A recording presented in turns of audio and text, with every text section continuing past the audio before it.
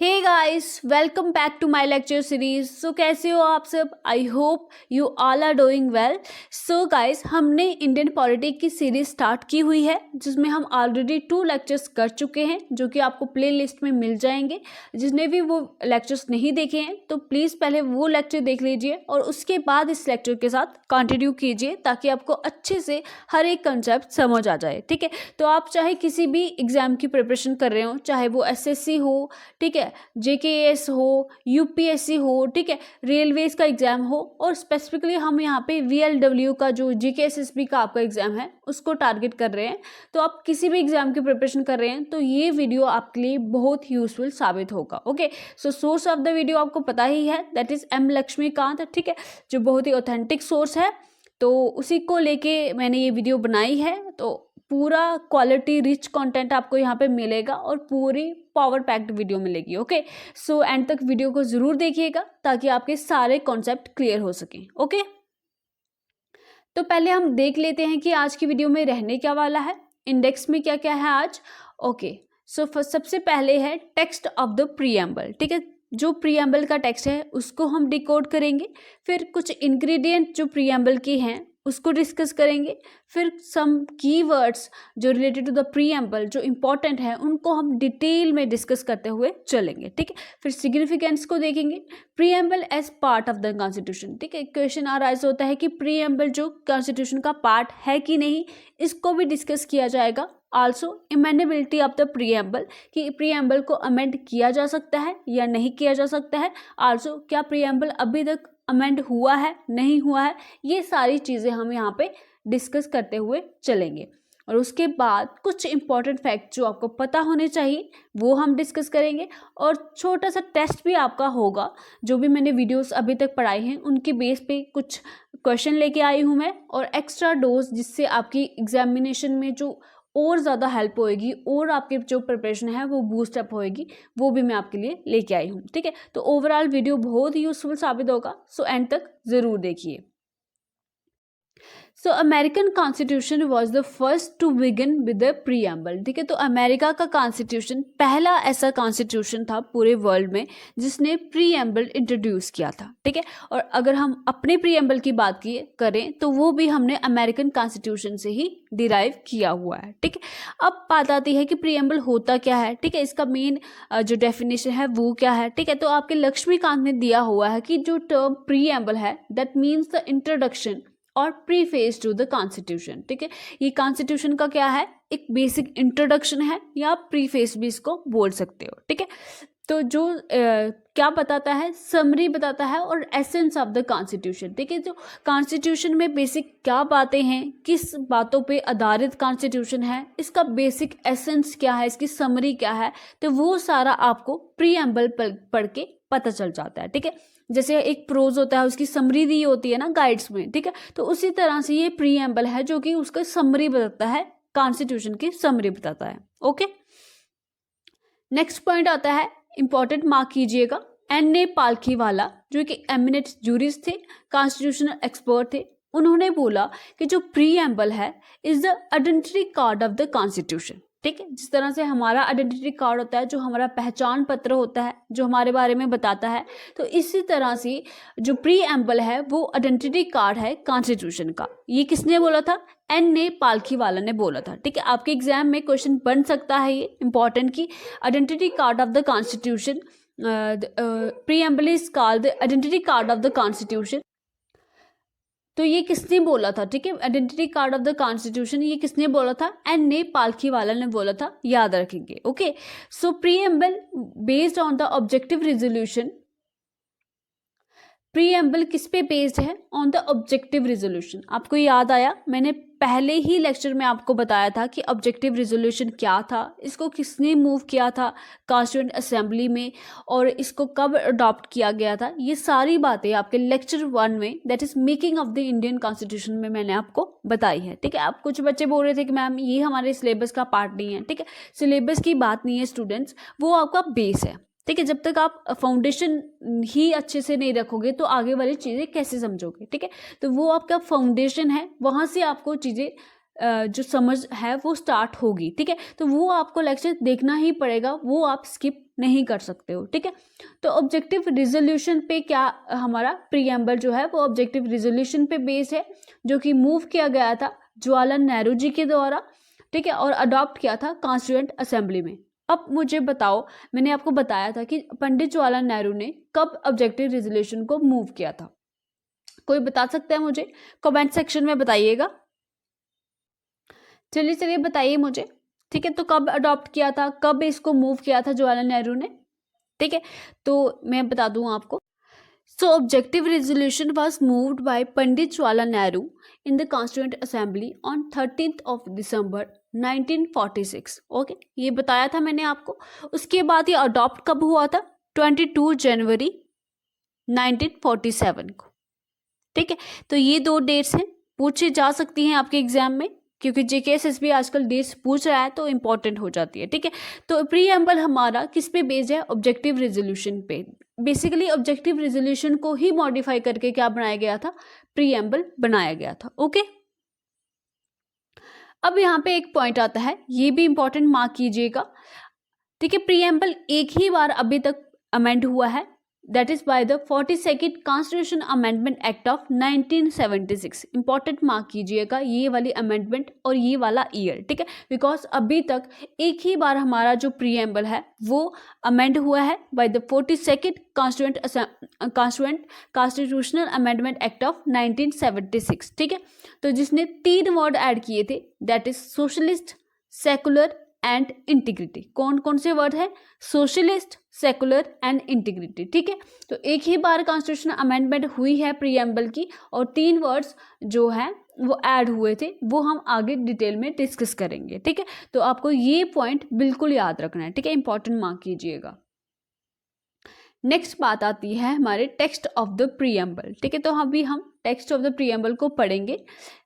We the people of India, ठीक है, we the people of India have solemnly resolved to constitute India into a sovereign, socialist, secular, democratic republic, ठीक है। तो ये सारे के सारे जो भी इंग्रेडिएंट्स हैं, इसके जो कीवर्ड्स हैं, वो हम आगे डिटेल में डिस्कस करेंगे, ओके।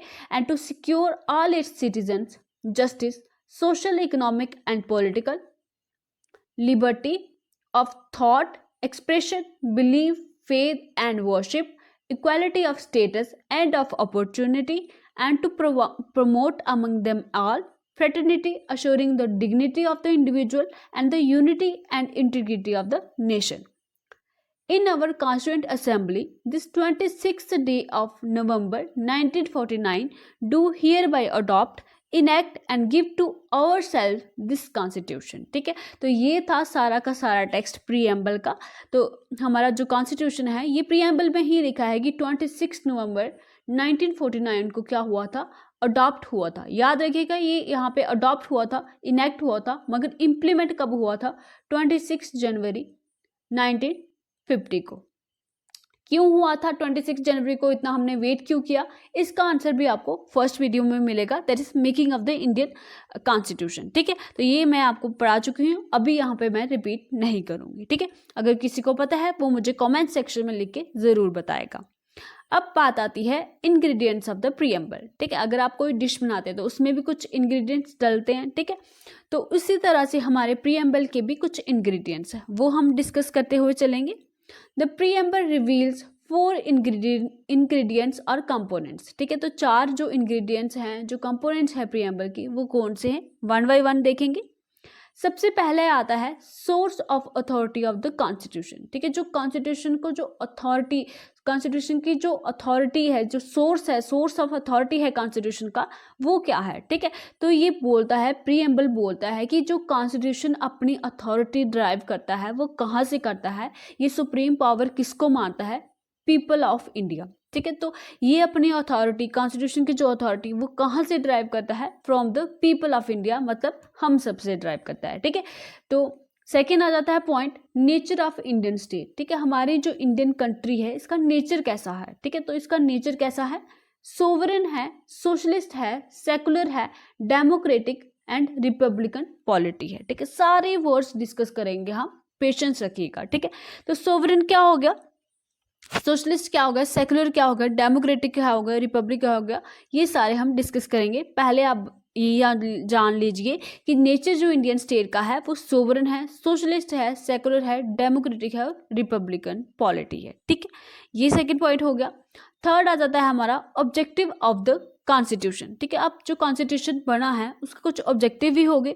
तो ऑब्जेक्टिव कॉन्स्टिट्यूशन की क्या है, जो प्रीएम्बल में दिए हुए हैं, इट स्पेसिफाई द जस्टिस, ठीक है, liberty, equality, fraternity as the objective. तो ऑब्जेक्टिव ऑफ द कॉन्स्टिट्यूशन अगर आपके एग्जाम में बनेगी कॉन्स्टिट्यूशन के ऑब्जेक्टिव इनमें से कौन सा नहीं है। ठीक है, अगर आपको 3-4 ऑप्शन दिए होंगे तो आपको पता होना चाहिए कि जो ऑब्जेक्टिव है कॉन्स्टिट्यूशन के वो है जस्टिस, लिबर्टी, इक्वालिटी, फ्रेटर्निटी। ठीक है, जस्टिस सबको जो इंसाफ मिलेगा, लिबर्टी कुछ लिबर्टी भी है हमें, ठीक है, जो हमारे फंडामेंटल राइट्स में हमें प्रोवाइड की गई है, इक्वालिटी सबको समान अधिकार, और फ्रेटर्निटी हो गया हमारा ब्रदरहुड, भाईचारे की भावना। ठीक है, तो ये मेन ऑब्जेक्टिव है हमारे कॉन्स्टिट्यूशन का जो कि प्रीएम्बल में प्रोवाइड किया गया है। ठीक है, अब आती है date of adoption of constitution जो कि अभी हमने पढ़ा। तो ये मानता है कि प्रीएम्बल मानता है कि 26 नवंबर 1949 को क्या है हमारा date of the adoption of the constitution है। ठीक है, क्लियर, 4 पॉइंट, 4 इंग्रेडिएंट्स क्लियर। पहला आ गया source of the authority of the constitution,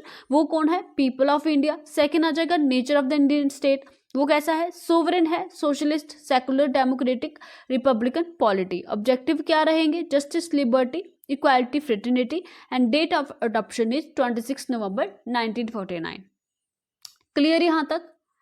okay, so some keywords are given in the preamble. We will discuss it one by one in detail. Okay, so keywords are sovereign. सबसे पहले हमने क्या पढ़ा, sovereign. तो India क्या है, एक sovereign country है। ठीक है, सोवरेन कंट्री क्या है, जो इंडिपेंडेंट है।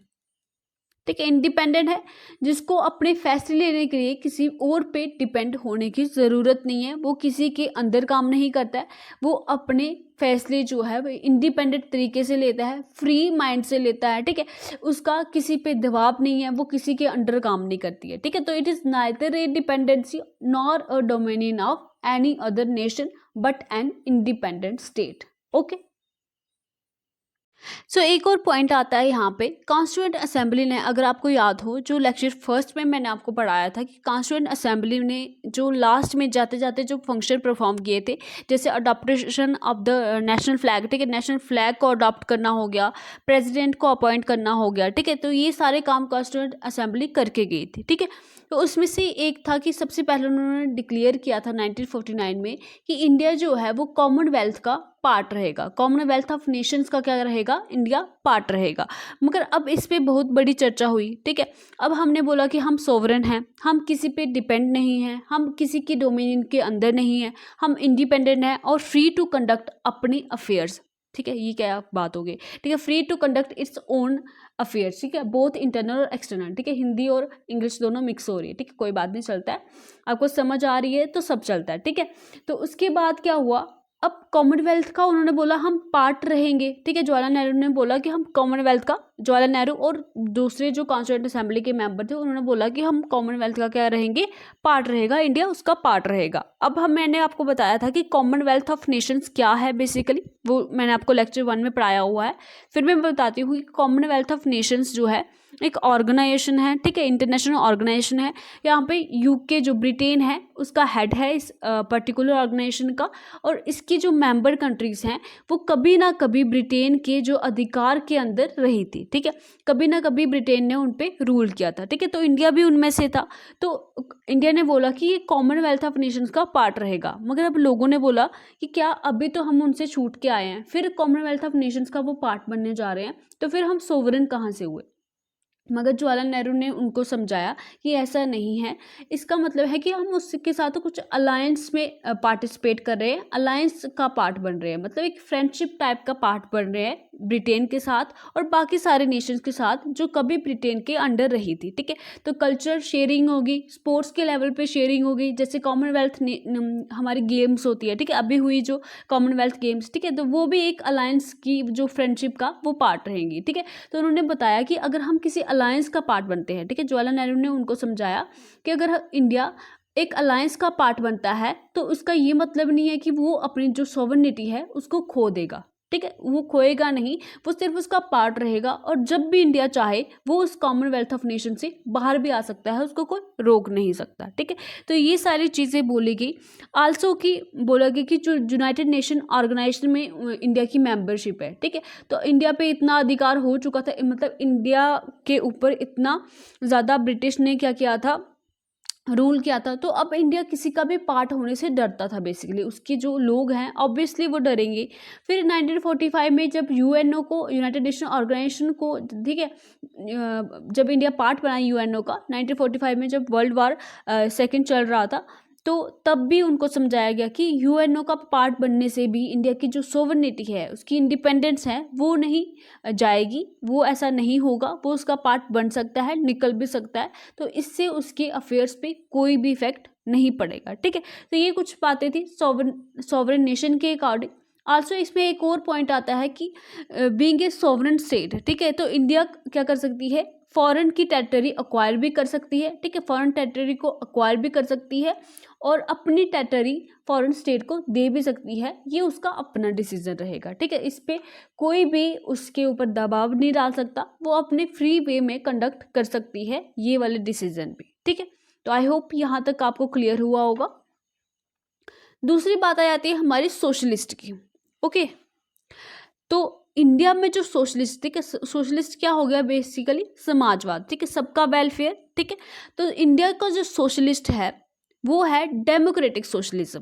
ठीक है, वेयरएज एक सोशलिस्ट की अदर टाइप भी है, दैट इज कम्युनिस्टिक सोशलिज्म। ठीक है, तो India holds faith in a mixed economy where both public and private sectors coexist. मगर अगर हम कम्युनिस्टिक सोशलिज्म की बात करें, तो जिसको हम स्टेट सोशलिज्म भी बोलते हैं, इसमें क्या होता है, कंप्लीट नेशनलाइजेशन होती है प्रोडक्शन की and distribution of the all the means. ठीक है, उसमें जितना भी प्रोडक्ट बन रहा है, ठीक है, उसका प्रोडक्शन हो रहा है, डिस्ट्रीब्यूशन हो रहा है, वो सारा का सारा किसके अंडर होता है, गवर्नमेंट के अंडर होता है कम्युनिस्टिक सोशलिज्म में। ठीक है, वेयरएज इंडिया में ऐसा नहीं होता। ठीक है, डेमोक्रेटिक सोशलिज्म में ऐसा नहीं होता है। ठीक है, अब कम्युनिस्टिक सोशलिज्म की एग्जांपल अगर हम ले, ठीक है, पहले का चाइना हो गया, यूएसएसआर हो गया। ठीक है, तो ये पहले कौन सी जो सोशलिज्म है वो अपनाते थे, दैट इज कम्युनिस्टिक सोशलिज्म। ठीक है, मगर अभी वहाँ पे भी ये कॉन्सेप्ट जो है वो डाइल्यूट हो गया है। मगर अगर अभी हम बात करें नॉर्थ कोरिया की, तो उसमें अभी भी कम्युनिस्टिक सोशलिज्म चल रहा है। ठीक है, तो हमारा जो सोशलिज्म है, सोशलिज्म का जो कंसेप्ट है वो डेमोक्रेटिक सोशलिज्म है। ठीक है, जिसमें हम प्राइवेट एंड पब्लिक, ठीक है, प्राइवेट एंड पब्लिक दोनों को इम्पोर्टेंस देते हैं। प्राइवेट सेक्टर भी हमारा साइड बाय साइड गवर्नमेंट के साथ चल रहा है। और इवन 1991 में जब इकोनॉमिक रिफॉर्म्स हुए इंडिया में, तो उससे ये जो सोशलिज्म का कंसेप्ट और ज़्यादा डाइल्यूट हो गया और गवर्नमेंट एक रेगुलेटरी बॉडी बन गई। ठीक है, गवर्नमेंट पहले कंट्रोल करती थी सारे के सारे जो भी सेक्टर्स हैं हमारे, मगर उसके बाद 1991 के बाद जब new economic policy I, that is liberation, privatisation और ग्लोबलाइजेशन आया, तो उसके बाद ये सोशलिज्म का कंसेप्ट और ज़्यादा डाइल्यूट हुआ और गवर्नमेंट एक रेगुलेटर की तरह एक्ट करने लगी। ठीक है, तो वो उन्होंने प्राइवेट जो कंपनीज हैं उनको ज़्यादा अधिकार दिए और प्राइवेट पब्लिक पार्टनरशिप पे ज़्यादा ध्यान दिया गया। ठीक है, इसके बाद क्या हुआ, हाँ, मगर बेसिक जो मीन्स है, ठीक है, अगर हम बात करें जो बेसिक मीन्स है और जो इम्पोर्टेंट मीन्स है जिससे पब्लिक डायरेक्ट इन्फ्लुएंस होगी, वो गवर्नमेंट ने अपने अंडर ही रखे। ठीक है, अपने अंडर ही रखे, जैसे हमारा एटॉमिक सेक्टर हो गया, ठीक है, रेलवे सेक्टर हो गया, तो जो बहुत इंपॉर्टेंट सेक्टर था वो गवर्नमेंट ने अपने अंडर ही रखा। वेरस बाकी सब जो सेक्टर्स हैं वहाँ पे प्राइवेट इंस्टीट्यूशंस को बोला गया कि अब आप इसको कैरी ऑन कर सकते हैं। गवर्नमेंट ने अपना जो शेयर है बहुत सारी जो इंडस्ट्रीज थी, जो कंपनीज थी, उसमें से छोड़ दिया और पब्लिक को दे दिया, मतलब प्राइवेट कंपनीज को दे दिया। ठीक है, यहाँ तक क्लियर हुआ।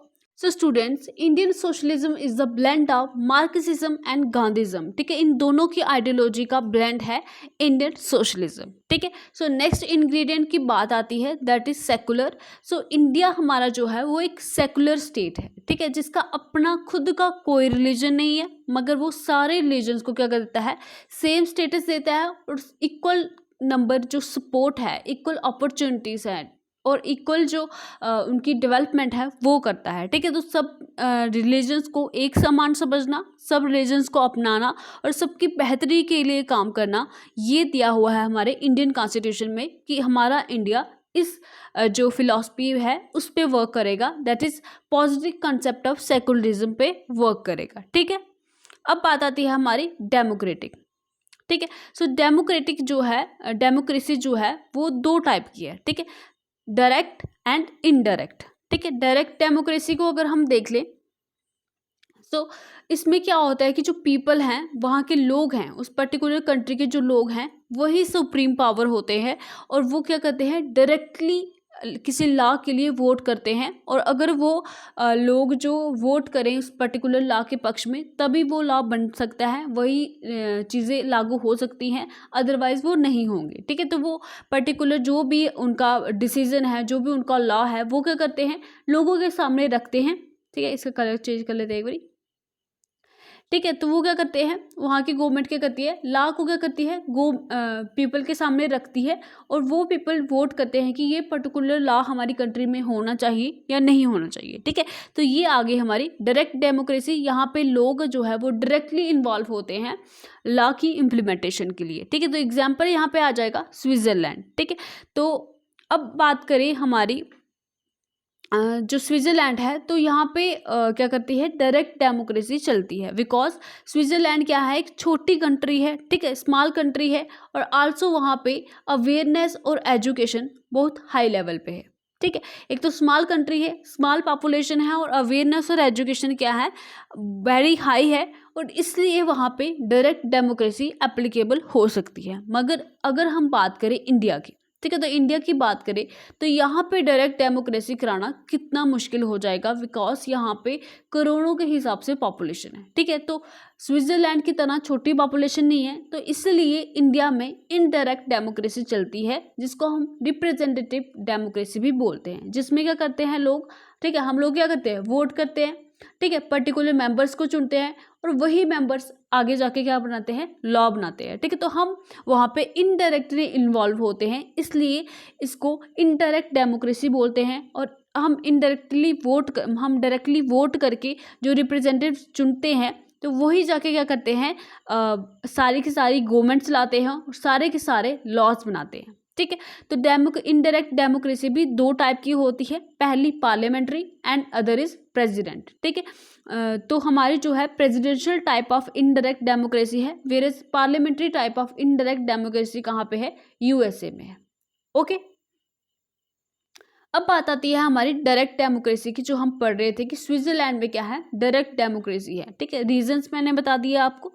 अब बात आती है कि डेमोक्रेसी जो है उसके 4 मेजर डिवाइसेस हैं। ठीक है, वो पढ़ लेते हैं, इंपॉर्टेंट हो सकते हैं, आपके एग्जाम में पूछ सकते हैं कि इसमें क्या इसका डेफिनेशन है, या किसी तरह से पूछ सकते हैं कि कौन से 4 डिवाइसेस हैं डायरेक्ट डेमोक्रेसी के। ठीक है, सो सबसे पहले आता है हमारा रेफरेंडम। ठीक है, रेफरेंडम क्या होता है कि लोगों के सामने कोई लॉ रखा जाता है। ठीक है, रेफरेंडम में क्या होता है कि लोगों के सामने कोई भी लॉ रखा जाता है या कोई भी पॉलिटिकल डिसीजन रखा जाता है। ठीक है, कोई भी लॉ या पॉलिटिकल डिसीजन रखा जाता है गवर्नमेंट के द्वारा और उसके बाद लोगों को बोला जाता है कि आप इस पर वोट करो।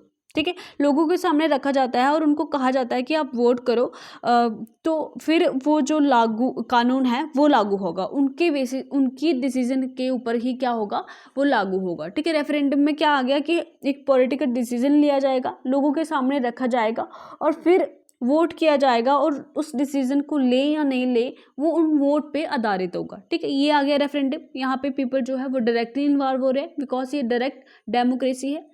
वेयरएज एक आती है प्लेबिसाइड। ठीक है, प्लेबिसाइड में क्या होता है, ठीक है, तो प्लेबिसाइड बेसिकली किया जाता है टू रिजॉल्व द जो टेरिटरी डिस्प्यूट होते हैं। ठीक है, जो बाउंड्री लेवल पे डिस्प्यूट होते हैं उनको रिजॉल्व करने के लिए प्लेबिसाइड कराया जाएगा। ठीक है, तो प्लेबिसाइड में क्या, लोगों को बोला जाएगा कि वोट करो कि आप कौन सी टेरिटरी में रहना चाहते हो। ठीक है, एक पर्टिकुलर अगर किसी टेरिटरी का डिस्प्यूट है, ठीक है, जैसे हमारी हिस्ट्री में हुआ था। ठीक है, बोला गया था कि चलो कश्मीर में जो क्या करते हैं, प्लेबिसाइड करते हैं, वेयरएज वो हुआ नहीं, बाद में वो नहीं हुआ, बट प्लेबिसाइट क्या है कि उन जो लोग वहाँ पे रह रहे हैं उनको वोट का अधिकार दिया जाएगा। उनसे बोला जाएगा कि आप वोट करो कि आप कौन सी टेरिटरी में रहना चाहते हो, और उस बेसिस पे वो चीज़ डिसाइड होगी कि वो कौन सी टेरिटरी में रहेंगे। ठीक है, तो इसमें भी लोग वोट करते हैं डायरेक्टली। वेरस इनिशिएटिव जो हमारा एक डिवाइस है डायरेक्ट डेमोक्रेसी का, इसमें क्या किया जाता है,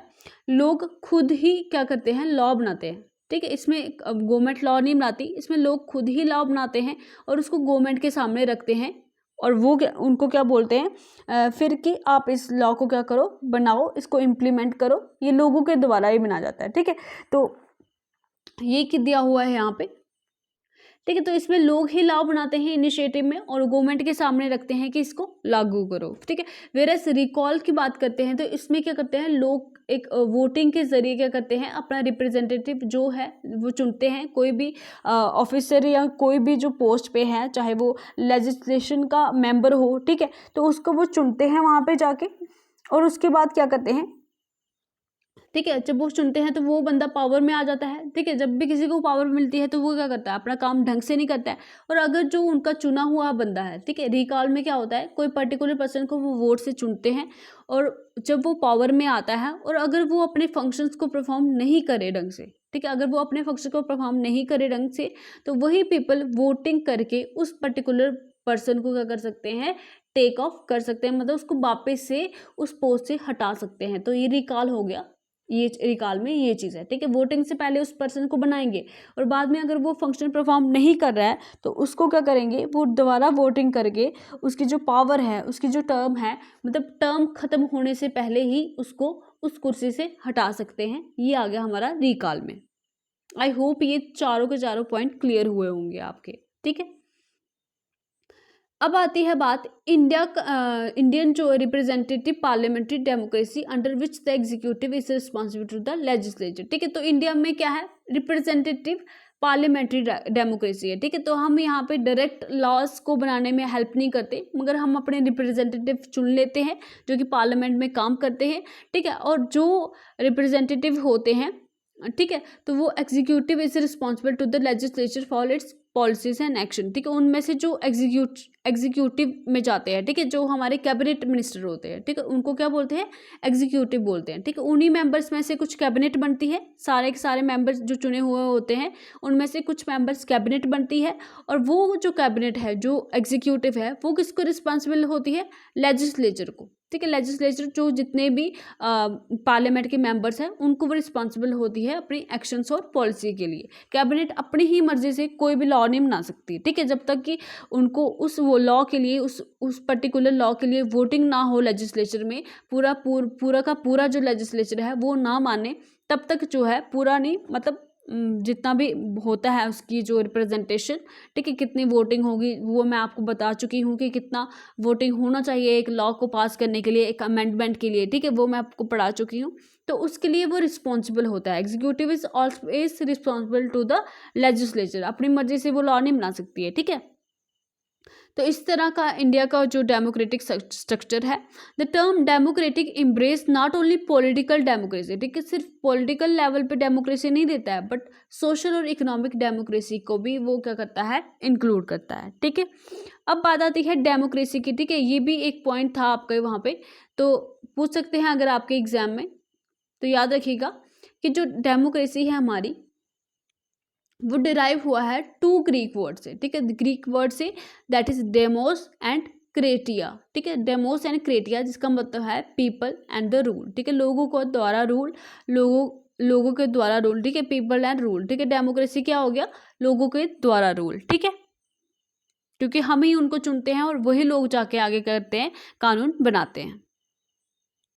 so the next point is Republic. ठीक है, डेमोक्रेटिक पॉलिटी की अगर हम बात करें तो एक होती है मोनार्की, एक होती है रिपब्लिक। ठीक है, मोनार्की आपको पता ही है, जैसे कि इंग्लैंड में है, उसमें क्या होता है कि जो हेड ऑफ द स्टेट है, ठीक है, वो इलेक्ट नहीं होता है, वो एक हेरिडेटरी पोजीशन होती है उसकी। ठीक है, अगर मतलब एक किंग है तो उसका बेटा ही जाके आगे क्या बनेगा, हेड ऑफ द स्टेट बनेगा, फिर उसका बेटा, फिर उसका बेटा, तो ये सब चलता चलाएगा। ठीक है, तो इसमें जो हेड ऑफ द स्टेट है, ठीक है, हेड ऑफ द स्टेट है वो इलेक्टेड नहीं होता है, वो नॉमिनेटेड होता है। ठीक है, ऑल्सो यहाँ पे अगर एग्जाम्पल इसकी ब्रिटेन आ जाएगी, मगर उस हेड ऑफ द स्टेट, ठीक है, जो भी किंग और क्वीन है, इतनी पावर उसके पास नहीं होती है, वहाँ पे प्राइम मिनिस्टर ही उसका सुप्रीम होता है, ठीक है।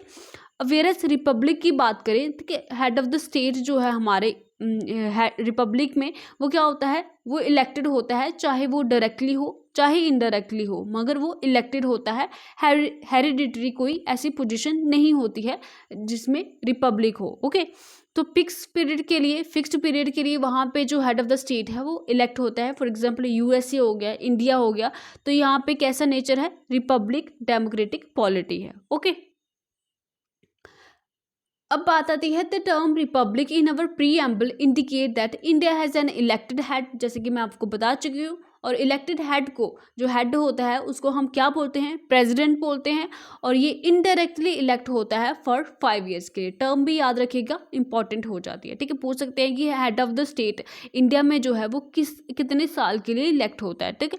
5 साल के लिए इलेक्ट होता है, इनडायरेक्टली इलेक्ट होता है। हम खुद से प्रेसिडेंट के वोट नहीं डालते, जो भी हमारे रिप्रेजेंटेटिव होते हैं वो प्रेसिडेंट के लिए क्या करते हैं, वोटिंग करते हैं, ठीक है।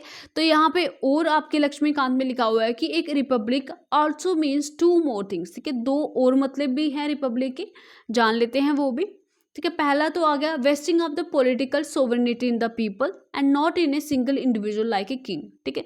तो उसी तरह से जैसे मैंने आपको बताया कि जैसे एक जो पॉलिटिकल सोवरेनिटी है, ठीक है, जो इंडिपेंडेंस है वो लोगों के पास है, ठीक है, लोगों के पास है। देखो, आप प्रेसिडेंट को चुन तो रहे हैं, इनडायरेक्टली चुन रहे हैं, मगर उनको भी कौन चुन रहा है, हमारे द्वारा चुने हुए लोग ही उनको चुन रहे हैं, ठीक है। ऐसा नहीं है कि कोई किंग और क्वीन बैठा है और उसका बेटा ही बने जा रहा है, चाहे वो कैपेबल है भी या नहीं है, ठीक है। तो not on a single individual like a king, ठीक है। तो एक किंग के हाथ में पावर ना होके लोगों के हाथ में पावर होना, ठीक है। तो उसी को यहाँ पे बताया गया है, पहला पॉइंट रिपब्लिक का, ठीक है। रिपब्लिक के 2 मीनिंग की बात हो रही है। तो पहला मीनिंग क्या हो गया कि जो पॉलिटिकल सोवरेनिटी है, पॉलिटिकल इंडिपेंडेंस है, वो पीपल के हाथ में है, ना कि एक सिंगल जो इंडिविजुअल है लाइक ए किंग और क्वीन भी हो सकती है, ठीक है। तो उसके हाथ में नहीं है, पीपल के हाथ में। सेकेंड पॉइंट आ जाता है कि कोई भी तरह की प्रिविलेज किसी क्लास को नहीं दी जाएगी, ठीक है। Absence of any privilege class, किसी को महाराजा नहीं कहा जाएगा, किसी को रानी नहीं कहा जाएगी, किसी को सर नहीं कहा जाएगा, ठीक है। तो इस तरह के ऐसे प्रिविलेजेस किसी को भी नहीं दिए जाएंगे। all public offices being open to every citizen without any discrimination, ठीक है। किसी भी अगर कोई ऊपर का कास्ट का है या नीचे की कास्ट का है या कोई भी तरह का, किसी को राजा महाराजा ऐसा नहीं कहा जाएगा, और सभी को समान अधिकार होंगे। जो भी पब्लिक ऑफिसेस हैं, जो भी गवर्नमेंट ऑफिसेस हैं, वो हर एक सिटीजन के लिए, इंडियन सिटीजन के लिए खुले होंगे विदाउट एनी डिस्क्रिमिनेशन, ठीक है। अगर आप किसी और कास्ट से हैं, अगर आप अंडर प्रिविलेज कास्ट से हैं, तो ऐसा नहीं होगा कि आपके साथ भेदभाव किया जाएगा कि आप उस ऑफिस में एंटर नहीं कर सकते हो, ठीक है। तो absence of any privilege caste और vesting of the political sovereignty in the people and not in the individual like a king, ठीक है। तो ये 2 मीनिंग और थे जो रिपब्लिक के, जो हमने कंप्लीट किए हैं। अब बात आती है जस्टिस की, ठीक है। तो जस्टिस हो गया मतलब इंसाफ एक तरह का, ठीक है। तो इट एम्ब्रेसेस 3 डिस्टिंक्ट फॉर्म, जो हमारी प्रीएम्बल है वो 3 तरह के जस्टिस के बारे में बताता है। पहला हो गया सोशल, दूसरा हो गया इकोनॉमिक, तीसरा हो गया पॉलिटिकल, ठीक है। और ये सारे के सारे कहाँ से हमें जो है फुलफिल होंगे, हमारे फंडामेंटल राइट्स एंड डीपीएसपी से, ठीक है। तो जैसा कि मैं पढ़ाऊंगी आपको फंडामेंटल राइट्स में, अगर हम पॉलिटिकल जस्टिस की बात करें तो ये हमें प्रोवाइड करते हैं फंडामेंटल राइट्स, वेयरएज डीपीएसपी हमें क्या प्रोवाइड करता है, सोशल और इकोनॉमिक जस्टिस। वेयरएज अगर हम बात करें पॉलिटिकल जो जस्टिस है, जो कि फंडामेंटल राइट्स में है, ये जस्टिशिएबल है, मगर डीपीएसपी में जो सोशल और इकोनॉमिक है ये जस्टिशिएबल नहीं है, ठीक है। इनकी अगर वायलेशन हो तो हम कोर्ट में नहीं जा सकते हैं। ये हम सब डिस्कस करेंगे फंडामेंटल राइट्स में और डीपीएसपी में, ठीक है। तो इसके लिए यहाँ तक यही था कि 3 डिस्ट्रिक्ट फॉर्म है जस्टिस की, that is social, economic, political, ठीक है, जो सिक्योर होंगे through fundamental rights and DPSP, ठीक है। एक एक करके इनको समझ लेते हैं अच्छे से। व्हाट इज सोशल जस्टिस, ठीक है। सोशल जस्टिस का मतलब क्या हो गया यहाँ पे, equal treatment of all citizen without any social distinction based on the caste, colour, race, religion and sex, ठीक है। तो किसी भी इंडिविजुअल के साथ कास्ट के नाम पे, कलर के नाम पे, रेस के नाम पे, रिलीजन के नाम पे, सेक्स के नाम पे, चाहे आप मेल हैं फीमेल हैं, इसके ऊपर डिस्क्रिमिनेट आपको नहीं किया जा सकता है। ठीक है, इन बेसिस पे आपको डिस्क्रिमिनेट नहीं किया जा सकता है।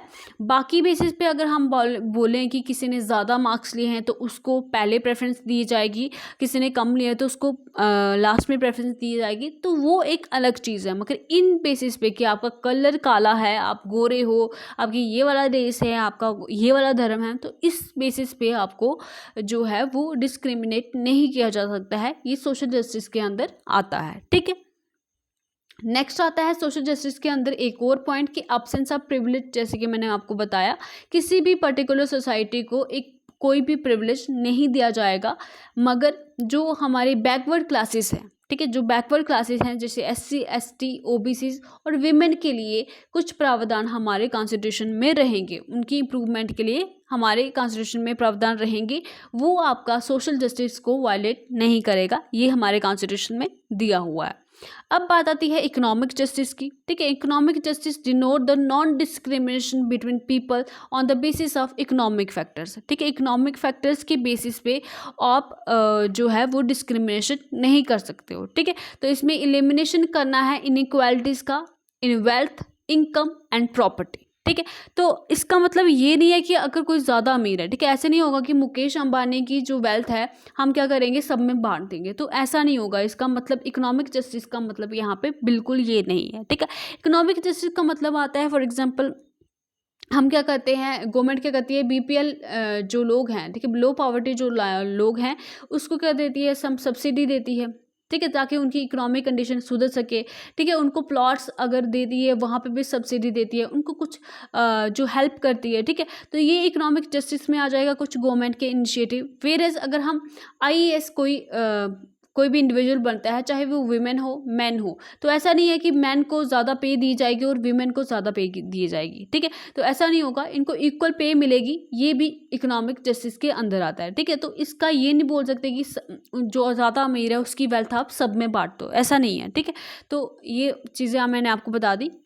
फिर बात आती है यहाँ पे एक combination of the social justice and economic justice. इन दोनों के कम्बिनेशन को क्या बोलते हैं, डिस्ट्रीब्यूटिव जस्टिस बोलते हैं। ठीक है, इसमें हम एग्जांपल ले सकते हैं। फॉर एग्जांपल कोई वर्कर है, ठीक है, अगर आपके ऑफिस में आप 6 to 5 PM काम कर रहे हो, तो कोई पर्सन जो है बाकी सारे लीव करें और कोई पर्सन जो है 5 से 7 तक एक्स्ट्रा टाइम लगा रहा है। ठीक है, तो ऐसा नहीं होगा कि अब जो 6 से 5 तक काम कर रहे हैं उनको भी इक्वल पे मिलेगी और जो 6 से 7 तक काम कर रहा है शाम को, तो उसको भी इक्वल पे मिलेगी, तो ऐसा नहीं होगा।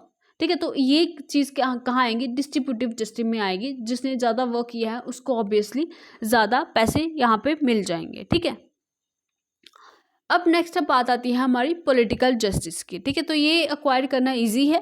ठीक है, तो equal political rights, equal access to all political offices and equal voice in the government. ठीक है, आपको इक्वल पॉलिटिकल राइट है, आपको सबको वोट देने का अधिकार है। ठीक है, सबको जो सरकार के अगेंस्ट या सरकार के लिए इक्वल वॉइस उठाने का अधिकार है। ठीक है, पॉलिटिकल जो ऑफिसेज हैं वहाँ पे आपको इक्वल एक्सेस है। ऐसा नहीं है कि आपको किसी भी आप कास्ट के हो तो आपको पॉलिटिकल राइट नहीं दिया जाएगा। ठीक है, ऐसा कुछ नहीं है। तो यहाँ पे सबको पॉलिटिकल राइट्स इक्वल दिए जाएंगे, सबको वोट करने का अधिकार होगा। ठीक है, अडल्ट फ्रेंचाइज के थ्रू। ठीक है, अगर 18+ हैं आप तो आपको सबको वोट करने का अधिकार होगा। ऐसा नहीं है कि कोई ज़्यादा रिच है तो उसको ज़्यादा वोट करने का अधिकार होगा, ऐसा कुछ नहीं है। ठीक है, the ideal of justice, social हो, इकोनॉमिक हो, पॉलिटिकल हो, तो ये कहाँ के से लिया गया है, from the Russian revolution that took place in 1917। Okay, so the next point is liberty. Liberty means the absence of restraints on the activities of the individual. ठीक है, कोई भी आपकी एक्टिविटीज़ पे रोक नहीं लगाई जाएगी और आपको इक्वल अपॉर्चुनिटीज़ प्रोवाइड की जाएंगी आपकी इंडिविजुअल डेवलपमेंट के लिए। Okay, so the preamble secure the liberty of thought, कैसा आप सोचते हैं उसकी लिबर्टी, किस तरह से आप अपने थॉट्स को एक्सप्रेस करते हैं उसकी लिबर्टी है, आप कौन से बिलीफ को मानते हैं वो भी आप पे डिपेंड करेगा। ठीक है, वो आप पे कोई रोक नहीं लगा सकता कि आप ये वाला मानो या ये चीज़ मानो। ठीक है, वो आपकी खुद की लिबर्टी है, आप ये ऐसा कर सकते हैं। फिर आता है हमारा फेथ। ठीक है, आपको फेथ है कि नहीं है। ठीक है, किस पे आपको फेथ है, ये भी पूरा डिसीजन आपका होगा, इस पे कोई भी कंट्रोल नहीं कर सकता। ठीक है, वर्शिप आप भगवान को मानते हैं, नहीं मानते हैं, दूसरे भगवान को मानते हैं, तीसरे भगवान को मानते हैं, ठीक है, कोई भी भगवान को मानते हैं, नहीं मानते हैं, ये डिसीजन भी आपका रहेगा। जो हमारा कॉन्स्टिट्यूशन है ये हमें लिबर्टी देता है कि आप इन सब में लिबरल हो, आपको इन सब की आज़ादी है, ठीक है। मगर आज़ादी का ये मतलब नहीं है कि आप क्या करो, रात को गाड़ी लेके आओ और ज़ोर ज़ोर से चिल्लाओ, ठीक है, सबकी नींद भी ख़राब करो और किसी का एक्सीडेंट वगैरह भी कर जाओ और चले जाओ कि नहीं ये तो मुझे लिबर्टी दी हुई है, ठीक है। तो ऐसा नहीं है। लिबर्टी जो है वो एक, उसमें भी लिमिटेशंस हैं, उसको भी एक एब्सोल्यूट नहीं है, ठीक है। लिबर्टी जो है वो एब्सोल्यूट नहीं है बट क्वालिफाइड है, ठीक है। अगर जो हमारी पार्लियामेंट चाहे तो वो इन प्रोविजंस को बदल भी सकती है बाय कॉन्स्टिट्यूशन अमेंडमेंट, ठीक है। तो ऐसा नहीं है कि आपको कुछ भी करने की आज़ादी है। अगर आपकी लिबर्टी किसी और पर्सन की लिबर्टी को हार्म करती है तो वहाँ पे आप पे रोक लगाई जाएगी, ठीक है। ऑल्दो बाकी इन सब में आपको लिबर्टी रहेगी, ठीक है। Next point is the ideals of the liberty, equality, fraternity जो हमारे प्रियम्बल में लिया गया है तो वो कहाँ से लिया गया है, फ्रेंच रेवोल्यूशन से लिया हुआ है, ठीक है। नेक्स्ट पॉइंट आता है हमारा इक्वालिटी, ठीक है। इक्वालिटी मतलब सबको समान समझना, ठीक है, कोई भी स्पेशल प्रिविलेज किसी को भी नहीं देना, कोई भी सेक्शन हो चाहे सोसाइटी की, ठीक है, तो सभी सेक्शंस को एक समान समझना। और हमारा प्रीएम्बल बोलता है कि हमें सबको इक्वल स्टेटस देना है और इक्वल अपॉर्चुनिटीज प्रोवाइड करनी है, ठीक है। अगर आप हायर क्लास के तो ऐसा मतलब नहीं है कि आपको ज़्यादा अपॉर्चुनिटीज़ मिलेंगी किसी पब्लिक गवर्नमेंट जॉब में या किसी भी चीज़ में, ठीक है। जब आप किसी गवर्नमेंट ऑफिस में जा रहे हो तो पहले आपको प्रायोरिटी मिलेगी, ऐसा कुछ नहीं है। सभी धर्मों के लोगों को, सभी लोगों को एक ही समान समझा जाएगा और उनसे इक्वल ट्रीटमेंट किया जाएगा। क्लियर है यहाँ तक? 3 डायमेंशन बताई गई हैं इक्वालिटी की। तो एक हो गया सिविक, पॉलिटिकल एंड इकोनॉमिक, ठीक है। तो पॉलिटिकल और इकोनॉमिक मैं आपको पढ़ा चुकी हूँ। और सिविक जो इक्वालिटी है वो हमारे कॉन्स्टिट्यूशन में कुछ प्रोविज़न है उसको लेके फंडामेंटल राइट्स में, जो कि हम फंडामेंटल राइट्स में क्या करेंगे, डिटेल में डिस्कस करेंगे, यह इरेलीवेंट हो जाएगा, ठीक है। अभी हम यहाँ पे प्रीएम्बल के पॉइंट ऑफ व्यू से ही लेंगे। तो सबसे पहला जो सिविक इक्वालिटी प्रोवाइड करता है वो है आर्टिकल 14। ये बोलता है इक्वालिटी बिफोर द लॉ, ठीक है। तो ये हम डिटेल में फंडामेंटल राइट्स में समझेंगे। नेक्स्ट आता है आर्टिकल 15 जो प्रोहिबिट करता है discrimination on the ground of religion, ठीक है। जो भी धर्म है आपका, रेस के नाम पे, कास्ट के नाम पे, इन चीज़ों के नाम पे कोई भी डिस्क्रिमिनेशन आपके साथ नहीं किया जाएगा, ठीक है। नेक्स्ट आता है हमारा article 16 also in the fundamental rights that equality of opportunity in matters of the public employment, ठीक है। अगर आप गवर्नमेंट की जो एम्प्लॉयमेंट्स होती है, जितनी भी जॉब्स निकलती है, तो उसमें सबको इक्वल इंपॉर्टेंस दी जाएगी, ठीक है। रिजर्वेशन एक अलग पॉइंट है, ठीक है, वो अलग पॉइंट है, मगर सबको वहाँ पे अपीयर होने की अपॉर्चुनिटी है। ऐसा नहीं है कि आप इस जाति के हो, इस धर्म के हो, या आपका ये प्लेस ऑफ वर्थ है, ठीक है। इंडिया के अंदर अगर आप हैं तो आपको यहाँ पे इक्वल अपॉर्चुनिटीज प्रोवाइड की जाएगी। नेक्स्ट आता है abolition of the untouchability article 17 and abolition of title, ठीक है। आप कोई भी राजा महाराजा नहीं हो, आप कोई भी हाई लेवल पे जैसे पहले दिए जाते हैं राजा महाराजा रानी, ठीक है, राजकुमार, ऐसी कोई भी आपके टाइटल्स नहीं होंगे, आपको कोई भी ऐसे टाइटल्स प्रोवाइड नहीं किए जाएंगे। तो ये कुछ आर्टिकल जो हमारे हैं वो सिविक इक्वालिटी प्रोवाइड करते हैं अंडर फंडामेंटल राइट्स। अब कुछ और प्रोविज़न है यहाँ पे। 2 provision in the constitution that seek to achieve political equality, ठीक है। अभी कॉन्स्टिट्यूशन में पॉलिटिकल इक्वालिटी को अचीव करने के लिए कुछ प्रोविज़न है। पहला आता है under article 325 and second in under article 326। तो आर्टिकल 325 क्या बोलता है वो देख लेते हैं कि no person ineligible for inclusion in electoral rolls on grounds of religion, race, caste और सेक्स, ठीक है। तो कोई भी पर्सन को इनएलिजिबल करार नहीं किया जा सकता इलेक्टोरल रोल्स में वोटिंग करने के लिए, ठीक है। तो on the basis of religion, कि उसका धर्म कौन सा है, वो कौन सी रेस का है, कौन सी कास्ट का है, या मेल है या फीमेल है, ठीक है। इस बेसिस पे आपके साथ डिस्क्रिमिनेशन नहीं किया जा सकता, ये अंडर आर्टिकल 325 दिया हुआ है। अब नेक्स्ट पॉइंट आता है हमारा जो आर्टिकल 326 में दिया हुआ है कि election to the Lok Sabha and the state assemblies on the basis of adult suffrage होगा, ठीक है। तो लोकसभा और स्टेट असेंबली को इलेक्शन जो है वो अडल्ट फ्रेंचाइज के बेसिस पे होगा, ना कि किसी जाति के बेसिस पे होगा, ना ही कास्ट के बेसिस पे होगा, ठीक है। तो सेकंड पॉइंट ये आ जाता है। और ये क्या करता है पॉलिटिकल इक्वालिटी प्रोवाइड करते हैं। ठीक है, अगर आपके एग्जाम में क्वेश्चन बने, ठीक है, JKSS भी मुझे नहीं लगता इसमें से पूछेगा, मगर आप किसी और की एग्जाम की अगर प्रिपरेशन कर रहे हैं तो वहाँ पे पूछ सकता है कि कौन कौन से आर्टिकल जो है वो पॉलिटिकल इक्वालिटी प्रोवाइड करते हैं अंडर द कॉन्स्टिट्यूशन। तो आर्टिकल 325, आर्टिकल 326। ठीक है, नेक्स्ट आता है हमारा एक और जो आर्टिकल जो हमें इक्वालिटी प्रोवाइड करता है, जो कि DPSP के अंडर है। ठीक है, ये वी गलत हो गया यहाँ पे। डायरेक्टिव प्रिंसिपल स्टेट पॉलिसी के अंडर आर्टिकल 39 है, जो कि सिक्योर करता है adequate means of livelihood to the men and women. ठीक है, तो इक्वल राइट प्रोवाइड करता है कि इक्वल पे मिलेगी उनको इक्वल वर्क के लिए। ठीक है, मेल और फीमेल को दोनों को इक्वल पे मिलेगी, इसमें कोई डिस्क्रिमिनेशन नहीं होगा।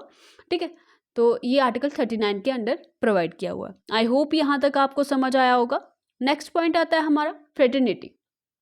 फ्रेटर्निटी क्या होता है? भाईचारा। ठीक है, आप कोई बहन हमारी यहाँ पे देख रही होगी तो वो बोलेगी यहाँ बहनचारा नहीं होगा कि हमारी सहेलियाँ नहीं होती, तो ऐसा नहीं है। भाईचारे की यहाँ भावना लगाई हुई, मतलब हम सब जो भी मेल्स है फीमेल्स है सब जो है वो एक सेंस ऑफ ब्रदरहुड फील करें और सबके साथ एक समान रहे। ठीक है, जैसे हम अपने सिबलिंग्स के साथ रहते हैं तो उसी तरह से हमें हर एक पर्सन के साथ इस तरह की जो सेंस है, इस तरह की जो भावना है वो लेके चलना है, एक्सेप्ट द वन। ठीक है, जिससे आपकी शादी होगी उसको छोड़ के बाकी सब आपके भाई बहन है। ठीक है, तो the constitution promote this feeling of the fraternity by single citizenship. अब कॉन्स्टिट्यूशन इस ब्रदरहुड की भावना को किस तरह से प्रमोट करता है? तो सिंगल सिटीजनशिप की सिंगल सिटीजनशिप से जो क्या करता है, कॉन्स्टिट्यूशन प्रमोट करता है the sense of the brotherhood. ठीक है, तो हमारे जो स्टेट्स हैं और सेंटर है वहाँ दोनों में क्या है, हम क्या बोलते हैं कि हम ऐसे नहीं बोल सकते कि हम तमिलनाडु के रहने वाले हैं तो हमारी तमिलनाडु की सिटीजनशिप है, तो ऐसा नहीं है।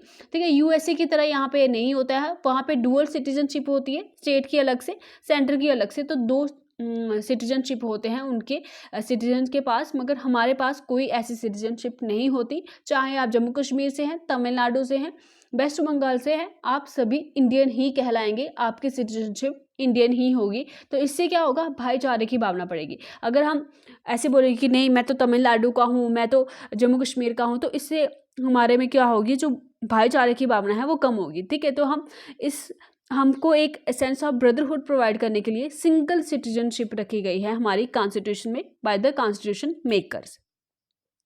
अब आती है बात कि तो हमारे जो फंडामेंटल ड्यूटीज़ हैं अंडर आर्टिकल 51A, ठीक है, ये भी क्या करता है, प्रमोट करता है the sense of the brotherhood.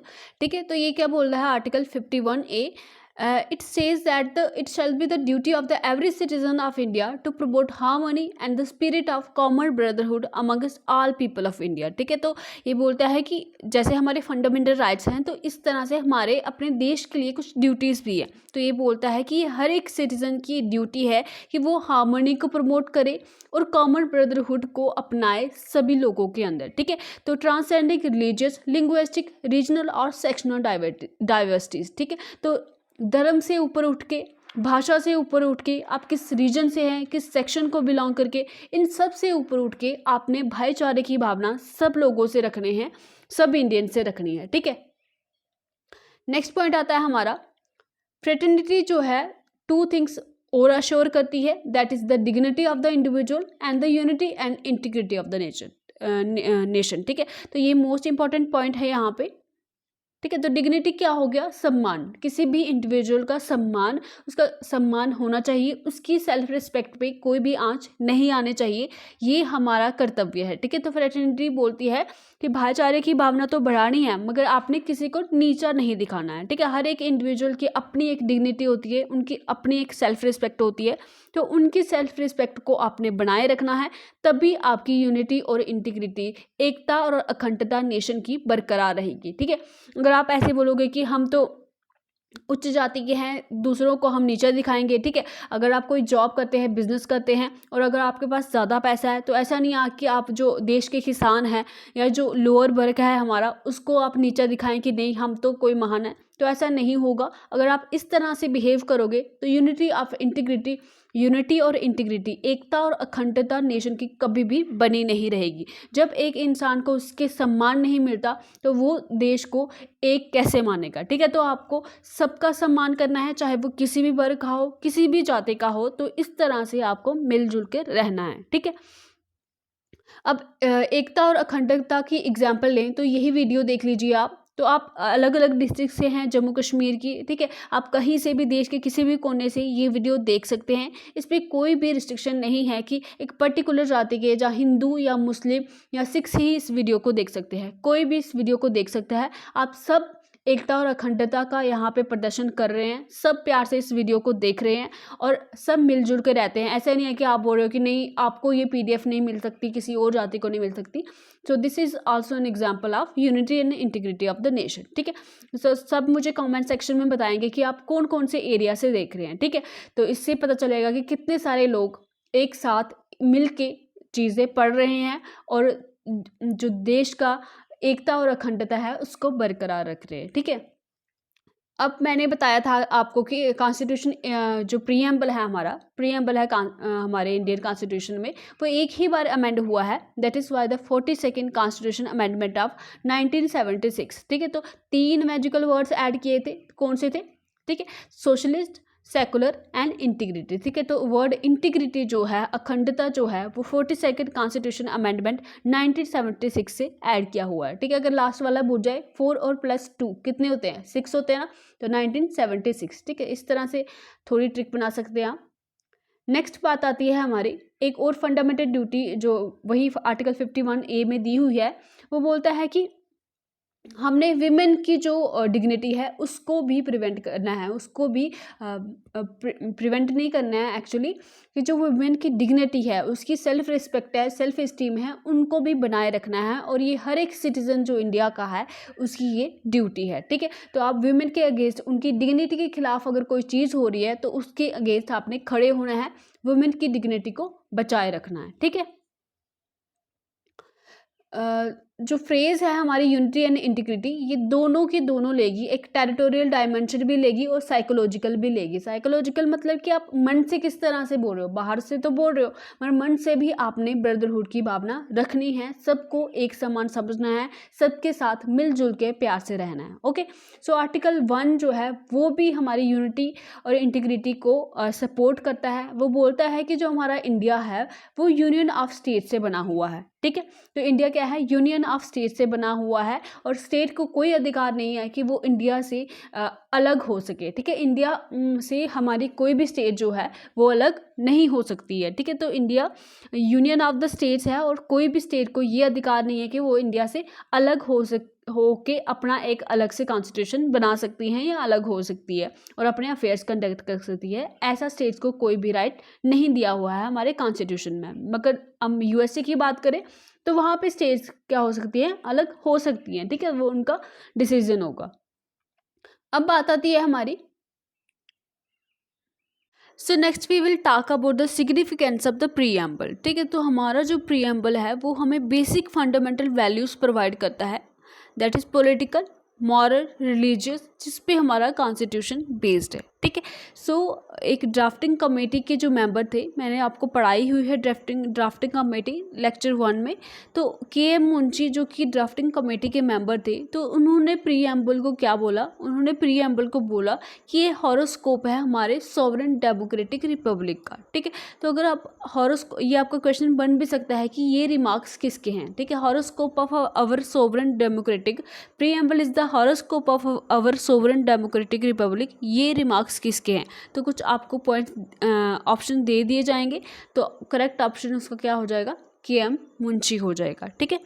So horoscope में बेसिकली क्या होता है, हॉरोस्कोप हमें टाइम बताता है, ठीक है, डेट ऑफ हमें प्लेस ऑफ द बर्थ बताता है, also characteristics of an individual बताता है और फ्यूचर प्रेडिक्शन करता है, ठीक है। तो इसी तरह से प्रीएम्बल को हॉरोस्कोप से कंपेयर किया गया है, ठीक है, बिकॉज प्रीएम्बल भी हमें time of the adoption of the constitution बताता है और हमें जो करेक्टरिस्टिक्स है हमारे कॉन्स्टिट्यूशन के वो बताता है, दैट इज सोशलिस्ट हो गया, सेकुलर हो गया, सोवरेन हो गया, ठीक है, डेमोक्रेटिक रिपब्लिक हो गया। तो ये सारे करेक्टरिस्टिक्स भी हमारे कहाँ पे दिए हुए हैं, प्रीएम्बल में दिए हुए हैं।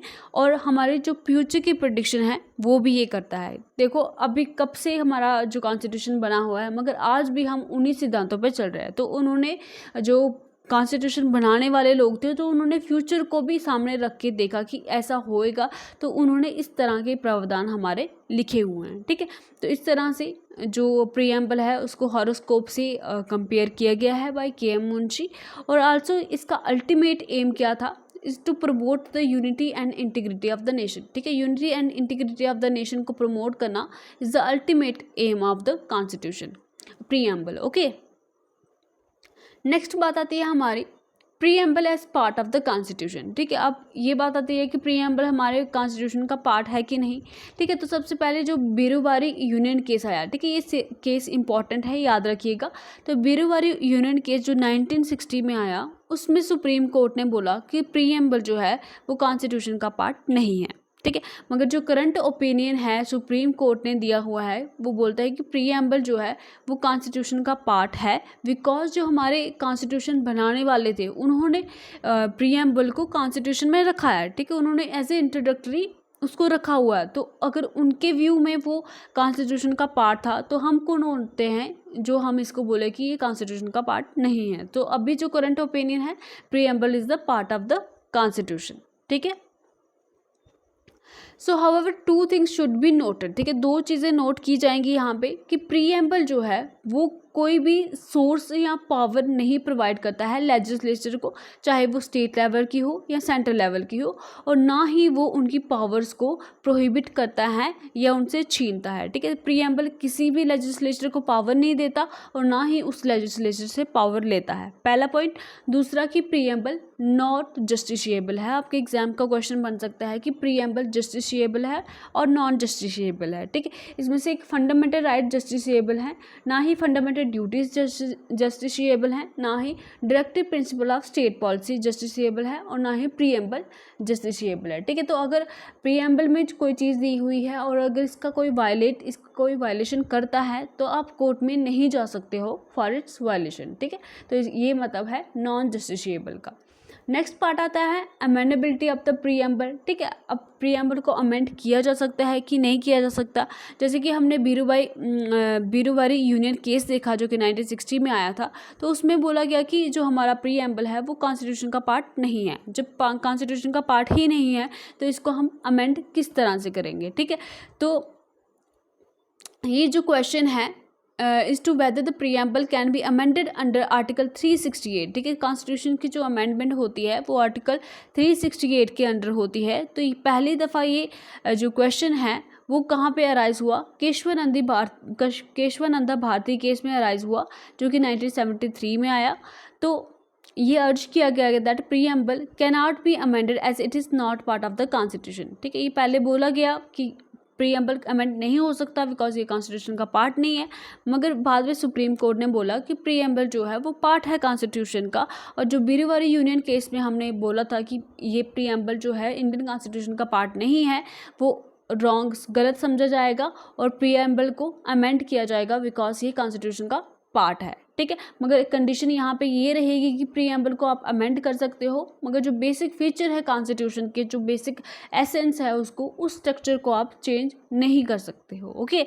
सो प्रीएम्बल आज तक एक ही बार अमेंड हुआ है जो कि मैं आपको बता चुकी हूँ 1976 में by the 42nd constitution amendment act of the 1976। 3 word add किए गए थे, that is socialist, secular and integrated to the preamble, ठीक है। इंपॉर्टेंट है, याद रखिएगा। अब कुछ इंपॉर्टेंट फैक्ट्स आ जाते हैं, ठीक है। तो India cease to be British dominion under on 26 January 1950 by declaring herself a sovereign republic, ठीक है। तो 15 अगस्त को हम आज़ाद तो हो गए थे मगर हमारा कॉन्स्टिट्यूशन नहीं बना था, तो तब तक इंडिया जो है ब्रिटिश डोमिनियन का पार्ट था, मगर 26 जनवरी 1950 को वो एक सोवरेन रिपब्लिक बन गया। वेरएज अगर पाकिस्तान की अगर हम बात करें तो ये 1956 तक ब्रिटिश डोमिनियन के अंडर रहा, ठीक है। तो India UNO United Nation Organization का जो मेंबर हो 1945 में बना, और आप कुछ पॉइंट्स डिस्कस कर लेते हैं। तो on the basis of the attitude of the state towards the religion, ठीक है, तो एक पर्टिकुलर स्टेट का, पर्टिकुलर कंट्री का रिलीजन के प्रति क्या एटीट्यूड है, उसके बेसिस पे स्टेट्स को 3 टाइप्स में डिवाइड किया गया है, ठीक है। तो वन बाय वन डिस्कस करेंगे। पहली आ जाएगी एथिस्टिक स्टेट, ठीक है। एथिस्टिक स्टेट मतलब कि state is anti religion and condemns our religion, कि ये वाली स्टेट किसी भी रिलीजन को नहीं मानती कि हम किसी भी जाति के नहीं हैं, और सब जो धर्म है, ठीक है, सब धर्मों को वो मानती नहीं है, ठीक है, बोलती है कि मेरा कोई भी धर्म नहीं है, ठीक है। तो ये आगे एथिस्टिक स्टेट। अब थियोक्रेटिक स्टेट आ जाएंगे हमारे पास। तो ये क्या बोलते हैं, that the state is pro religion, मतलब ये एक पर्टिकुलर रिलीजन को मानते हैं और एक पर्टिकुलर रिलीजन को अपना स्टेट रिलीजन, एक कंट्री का रिलीजन ये डिक्लेयर कर देते हैं, ठीक है। फॉर एग्जांपल इसमें आ जाएगा बांग्लादेश में जैसे इस्लामिक जो रिलीजन है वो डोमिनेट करता है, बर्मा म्यांमार में आई थिंक बुद्धिस्ट है, और श्रीलंका और पाकिस्तान में तो इस्लामिक है, और श्रीलंका का कौन सा रिलीजन है वो आप मुझे कमेंट सेक्शन में बताएंगे, ठीक है। अब आ जाएगी सेकुलर स्टेट, जैसे कि हमारा इंडिया हो गया और यूएसए हो गया, ठीक है। तो ये न्यूट्रल है, किसी भी रिलीजन को, एक रिलीजन को ये स्टेट का रिलीजन नहीं मानता है, और ये नहीं बोलता है कि ये पर्टिकुलर रिलीजन स्टेट का होगा, ये सब रिलीजन को सपोर्ट करता है और सबको एक बराबर समझता है, ठीक है। तो ऐसा नहीं है कि किसी रिलीजन को मानते नहीं हैं, ठीक है। तो इसमें डिफरेंस क्या आ गया एथिस्टिक और सेकुलर स्टेट में। एथिस्टिक किसी को भी नहीं मानते हैं, मगर जो सेकुलर स्टेट है वो सभी रिलीजन को क्या मानते हैं, सभी रिलीजन को एक इक्वल इंपॉर्टेंस देते हैं और सभी रिलीजन को अपनाते हैं, और उनका एक पर्टिकुलर कोई रिलीजन नहीं होता, वो सभी रिलीजन्स की जो प्रमोशन और डेवलपमेंट में कंट्रीब्यूट करते हैं, ठीक है। ये रेफरेंडम मैं आपको समझा चुकी हूँ कि ऐसा प्रोसीजर है जहाँ पे एक प्रपोज लेजिस्लेशन रखा जाता है जनता के सामने, और वो क्या करते हैं, डायरेक्टली वोट करते हैं कि ये लॉ होना चाहिए कि नहीं होना चाहिए। और प्लेबिसाइड भी बता चुकी हूँ कि इसमें क्या होता है, method is a method of obtaining the opinion of India's people on any issue of public importance generally used to resolve the territorial disputes, ठीक है। तो ये मैं आपको समझा चुकी हूँ। अब आती है आपकी टेस्ट की बारी। तो अब मेरा काम खत्म हुआ और आपका स्टार्ट हुआ, ठीक है। सो क्वेश्चन नंबर 1 आपका, आप आंसर कहाँ पे दोगे, कमेंट सेक्शन में दोगे, क्वेश्चन नंबर 1 2 3 ऐसे करके, ठीक है। तो यही इन वीडियोस के बेस पे ही आपसे ये क्वेश्चन पूछे जा रहे हैं, ठीक है। सो दीजिएगा आंसर सब के सब। Which of the following words do not find A mention in the preamble of the Indian constitution, ठीक है। बोला गया है कि इनमें से कौन सा word preamble of the Indian constitution में नहीं दिया हुआ है, ठीक है। क्या सोवरेन नहीं दिया हुआ है, लिबर्टी नहीं दिया हुआ है, फ्रेटर्निटी नहीं दिया हुआ है, या जस्टिस नहीं दिया हुआ है, ठीक है। कौन सा दिया हुआ है, नीचे ऑप्शन दिए हुए हैं, तो आप मुझे कमेंट सेक्शन में बताइएगा क्या ये कोई भी नहीं दिया हुआ है, सारे दिए हुए हैं, या कौन सा नहीं दिया हुआ है, ठीक है। जो भी होगा वो आप मुझे कमेंट सेक्शन में बताओगे, मैं वहाँ पे चेक कर लूँगी। नेक्स्ट बात आती है हमारी question number 2, which of the following statement is not true, तो इनमें से, इन कथनों में से कौन सा सही नहीं है, ठीक है। तो पहला पढ़ेंगे, the date of the implementation of the Indian constitution is November 26, 1949, क्या कॉन्स्टिट्यूशन के इम्प्लीमेंटेशन की डेट 26 नवंबर 1949 है। The secular word was adopted by the 42nd constitution amendment, ये तो मैंने आपको अभी पढ़ाया, तो ये स्टेटमेंट तो करेक्ट हो जाता है। सो नेक्स्ट आता है हमारा, the 42nd constitution amendment was done in 1976, ठीक है, ये भी ठीक है। Social, economic and political justice has been taken from the Russian revolution in the Indian constitution, ठीक है। तो ये भी मैंने आपको पढ़ाया है, ठीक है। तो इसमें से कौन सा करेक्ट ऑप्शन है ये आप मुझे कमेंट सेक्शन में बताएंगे, ठीक है। क्वेश्चन नंबर 2 का मैं ये बता देती हूँ, चलो ठीक है। डेट ऑफ द इम्प्लीमेंटेशन, ठीक है, मैंने आपको बताया था कि date of the implementation of the Indian constitution is on 26 January 1950, ठीक है। तो इस दिन तो अडॉप्ट किया था हमने, इम्प्लीमेंट नहीं किया था, तो पहली वाली स्टेटमेंट जो है वो सही नहीं है, मगर आंसर इसका क्या होगा, फर्स्ट, क्योंकि ये स्टेटमेंट सही नहीं है, ठीक है। अब नेक्स्ट आता है हमारा, which statement is not correct, ये इसमें से कौन सी स्टेटमेंट करेक्ट नहीं है, ठीक है। नॉट करेक्ट पढ़ लेना अच्छे से, कई बार हम करेक्ट समझ लेते हैं इसको। Which statement is not correct in case of the sovereign India, ठीक है। तो India is not dependent on any country, ठीक है, तो ये तो सही है क्योंकि इंडिया डिपेंड नहीं है किसी कंट्री पे। India is not a colony of any other country, तो ये भी मुझे सही लग रहा है। India can give any part of its country to any other country, ये भी मैंने आपको पढ़ाया है। It is obliged to obey the UN in internal affairs, ठीक है, तो ये गलत हो जाता है। करेक्ट आंसर हमारा होता है ऑप्शन डी, ठीक है। इंडिया नहीं है अपने, वो अपने इंटरनल हो चाहे एक्सटर्नल अफेयर हो, खुद कंडक्ट करता है, यूएन के अंडर रह के नहीं कंडक्ट करता है, ठीक है। क्वेश्चन नंबर 4 आता है हमारा, के एम मुंशी, ठीक है। के एम मुंशी जी किससे रिलेटेड है? क्या वो कॉन्स्टिट्यूशन ड्राफ्ट कमेटी के रिलेटेड है, प्रीएम्बल कमेटी के रिलेटेड है, पब्लिक अकाउंट्स कमेटी के रिलेटेड है, या नन ऑफ द फॉलोइंग, ठीक है। तो इनमें से कोई भी नहीं, ये आप मुझे कमेंट सेक्शन में बताएंगे, मैंने आपको पढ़ाया है, ठीक है। Making of the Indian constitution में भी पढ़ाया है, तो अब इस वीडियो में भी इनकी चर्चा हुई है, तो ये किसके मेंबर थे ये आप मुझे बताइएगा। क्वेश्चन नंबर 7 में लिखते जाइएगा, क्वेश्चन नंबर 1, क्वेश्चन नंबर 4 का आंसर, ठीक है, इस तरह से। अब आता है question number 5, which year is related to Berubari case, ठीक है। बीरूबारी केस जो मैंने आपको पढ़ाया, तो वो कौन सा साल है जो बीरूबारी केस से रिलेटेड है, ठीक है। तो ये एग्जाम के क्वेश्चन बनते हैं, इसलिए मैं आपको ये पढ़ा रही हूँ, ठीक है। क्या वो 1972 है, 76 है, 1970 है, या 1960 है? तो करेक्ट ऑप्शन यहाँ पे क्या हो जाएगा? ऑप्शन डी आपका करेक्ट हो जाएगा। अब आती है बात आपकी कुछ एक्स्ट्रा इन्फॉर्मेशन की, जो कि आपकी एग्जामिनेशन को बूस्ट करेगा। तो चलिए देख लेते हैं आज मैं आपके लिए क्या लाई हूँ।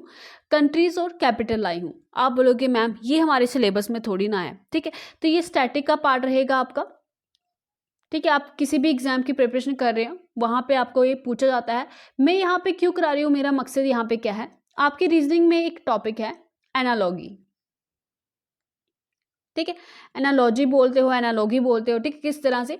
तो वहाँ पे आपको जो टीचर्स हैं, जहाँ तक मैंने देखा, तो वो डायरेक्ट आपको लेक्चर प्रोवाइड करते हैं, ठीक है। एनालॉगी क्या होता है कि बेसिकली ये वाला वर्ड किससे रिलेटेड है, ठीक है। फॉर एग्जांपल मैंने ऐसे लिखा, न्यू दिल्ली इंडिया, ठीक है। अब मैं लिखूँ काबुल, तो आगे क्या आएगा, ठीक है। तो ये सीधे से रिलेटेड है कि न्यू दिल्ली इंडिया की कैपिटल है, तो काबुल किसकी कैपिटल है? अफगानिस्तान की कैपिटल है। अगर आपको पता होगा तभी ये आप क्वेश्चन कर पाओगे, अदरवाइज आप नहीं कर पाओगे। इसमें एनालॉगी में आपका एक पॉइंट आता है, बहुत सारी चीज़ें होती है, ठीक है। कुछ एनिमल की जो होती है वॉइस कैसी होती है, ठीक है, इस तरह से, जैसे गोट ब्लीड करती है, ठीक है। तो इस तरह से अगर आप वॉइसेस पता होगी तो आपका 1 मार्क्स वहाँ से एश्योर होगा। अदरवाइज अगर आपको पता नहीं होगा तो आपका वहाँ पे कोई भी मार्क्स आपको नहीं मिलने वाला है, ठीक है। तो इस तरह से बहुत सारी चीज़ें होती हैं उसमें। कंट्रीज़ भी पूछी जाती है फ्रिक्वेंटली कि ये वाली कैपिटल इसकी है, तो दूसरे वाली की कैपिटल क्या होगी। अगर आपको कैपिटल्स पता होंगी तो ही, और आल्सो ये स्टैटिक का पार्ट है, ये कुछ कंट्रीज़ की आपको कैपिटल पता होनी ही चाहिए, ठीक है। तो आज मैं सभी ए लेटर वाली कंट्रीज़ लेके आई हूँ। नेक्स्ट मैं आपको कराते जाऊंगी जो मुझे लगेगा कि आपको पता होना चाहिए, ठीक है। सो पहली बात आती है अफगानिस्तान की, ठीक है। तो आपको इनमें से कितनी कंट्रीज की कैपिटल पता था वो मुझे कमेंट सेक्शन में बताइएगा, और आपने इसमें से नई कितनी लर्न की वो भी बताइएगा, ठीक है। तो अफगानिस्तान की काबुल है, सिंपल है, आपको सभी को पता ही है। अल्बानिया की तिराना है, ठीक है। अल्बानिया की क्या है? तिराना है। अल्जीरिया की अल्जीरियस है, ये सिंपल ही है, ठीक है, ये पता चल जाएगा आपको। एंडोरा की एंडोरा ला वेला है। अंगोला की लुआंडा है, ठीक है, अंगोला की लुआंडा है। एंटीगुआ एंड बारबुडा की सेंट जोन्स है। अर्जेंटीना की ब्यूनोस एरिस है। अर्मीनिया की येरेविन है। ऑस्ट्रेलिया की कैनबरा है, ठीक है। तो इसमें से कैनबरा वगैरह तो आपको पता ही है। ऑस्ट्रिया की वीना है, मोस्ट लिवेबल सिटी है ये पूरी वर्ल्ड की। और अजरबैजान की बाकू है। अजरबैजान की क्या है? बाकू है। ऑस्ट्रिया की वीना है। ऑस्ट्रेलिया की कैनबरा है। अर्मेनिया की येरेवन है। अर्जेंटीना की ब्यूनोस एरिस है। तो इस तरह से कुछ कैपिटल्स मैं लेके आई हूँ, ये आप लर्न कीजिएगा, ठीक है। तो ये आपके स्टैटिक का पार्ट बनेगा, प्लस आपको रीजनिंग करने में भी हेल्प करेगा। सो गाइस ये थी आज की वीडियो। आई होप आपने कुछ नया सीखा होगा, ठीक है। मैंने आपको बोला था कि मैं आपको लेक्चर्स फ्रीक्वेंटली प्रोवाइड करूंगी, मगर due to the electricity shutdown in my area तो बहुत टाइम लग गया गाइस। कल परसों ही लाइट आई है, तो उसके बाद मैंने आपको रामसर साइट की वीडियो प्रोवाइड की है, ठीक है। टाइम लगता है थोड़ा कंटेंट बनने में, तो कोशिश करूँगी मैं जल्दी से जल्दी आपको वीडियो प्रोवाइड करूँ, आपका सिलेबस ख़त्म करूँ। तो आप पढ़िए तब तक, ठीक है। बाकी आप खुश रहिए, खुशियाँ बांटते रहिए। Bye bye guys, take care.